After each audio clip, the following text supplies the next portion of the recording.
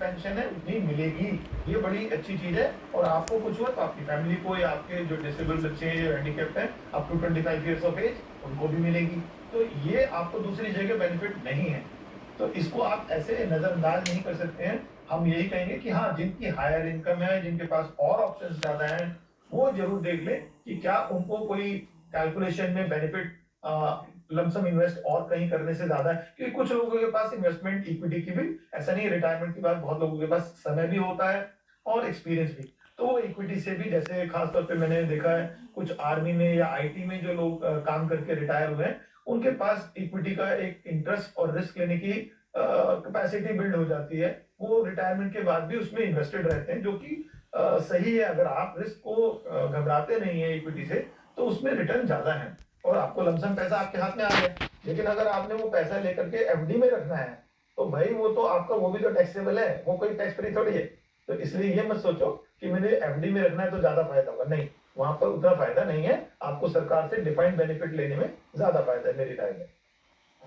बिल्कुल। तो एक फिक्स सोर्स ऑफ इनकम जो कि आपकी सैलरी नौकरी के दौरान आ रही थी, वो एज ए पेंशन आती रहेगी आपके पास, तो ये एक फायदा हो जाएगा। बाकी आप अपने फाइनेंशियल एडवाइजर के पास जाइए, अपनी सैलरी की डिटेल्स दीजिए, समझने की कोशिश कीजिए कि आपको कितना फायदा हो सकता है। एक हाँ, एग्जाम्पल सुधीर जी, एग्जाम्पल के तौर पर मैं समझना चाहूंगी, जैसे कि हम न्यू टैक्स रेजीम और ओल्ड टैक्स रेजीम की जब बात करते हैं तो हमारे पास ऑप्शन है कि हम ऑप्ट आउट कर सकते हैं। अगर हमें न्यू टैक्स रजीम से फायदा नहीं हो रहा है तो हम ओल्ड टैक्स रजीम में भी जा सकते हैं। इस तरह का ऑप्शन सरकार ने दिया। क्या ये ऑप्शन यहाँ पर भी है? इसको लेकर क्या कुछ अपडेट है?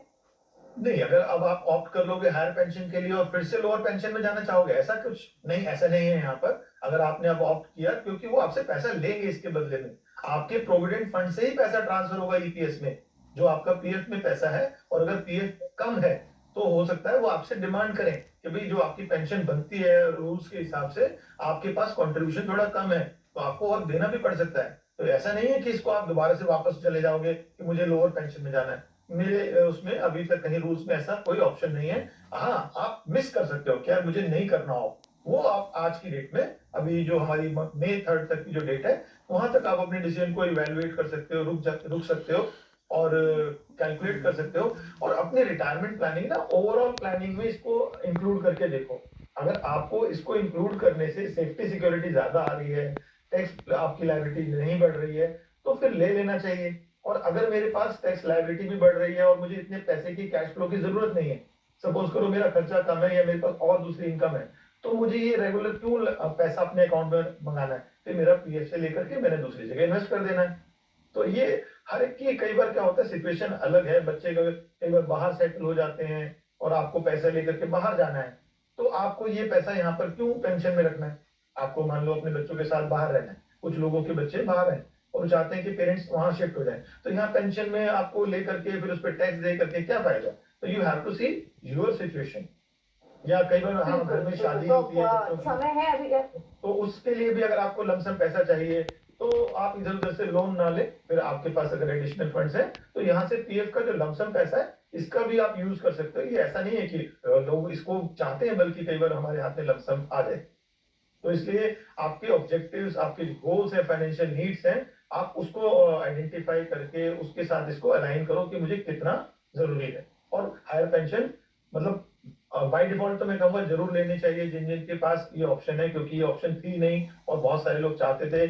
और वो एक रिटायरमेंट ईयर्स में कहीं ना कहीं सिक्योरिटी की एक एस्पेक्ट होता है कि मेरा पैसा सेफ है और मुझे इतना पैसा हर साल मिलेगा, क्योंकि कई बार बीमार हो जाते हैं, उतना मनी मैनेजमेंट नहीं कर पाते हैं लोग, के बैंकों में भागना इधर, ये तो आपके खाते में आएगी ही आएगी। तो इसलिए ऐसे में इसको ऑप्ट करने के लिए ये भी एक रीजन है कि आपको बहुत सारी चीजें मैनेज नहीं करनी, इतनी पेंशन आ जाएगी। नहीं तो पैसा लोगे आप कहीं पोस्ट ऑफिस में पैसा रखोगे, तो दूसरी उसमें रखोगे डिपॉजिट में, फिर उनको रिन्यू कराओगे, तो वो सारे मनी मैनेजमेंट के आपके जो इश्यूज हैं रिटायरमेंट के बाद, जो आपकी ओल्ड एज में आपको थोड़ा सा मुश्किल होता है कई बार कि ऑनलाइन चीजें आप उतनी नहीं कर पाते हो और आपकी हेल्थ के हिसाब से आप जा नहीं पाते हो बैंक में ज्यादा, तो उसमें भी मेरा तो यही है कि आपको गारंटीड पेंशन मिल रही है तो इसको ऑप्ट करना चाहिए। बिल्कुल गारंटेड पेंशन मिल रही है। हालांकि आपने अपने सिचुएशन के हिसाब से इसको इवैल्यूएट करिए। ये काफी अच्छी सलाह दी आपने Sudhir ji. So on that note EPFO पर चर्चा तो हमारी आगे भी कंटिन्यू रहेगी। जैसे जैसे नियम अपडेट होंगे हम आपको भी अपडेट करते रहेंगे। लेकिन अगर इससे जुड़े आपके भी मन में कुछ सवाल आ रहे हो तो आप हमसे पूछ सकते हैं। और इस बीच कुछ दर्शकों के सवाल भी हमें आ रहे हैं, वो भी एक एक करके शामिल करते हैं। सुधीर जी, पहला सवाल डीपी सिंह जी का ही आया है और बड़ा बेसिक सा सवाल है, इनको एनपीएस में निवेश करना शुरू करना है, कहाँ से शुरुआत करें?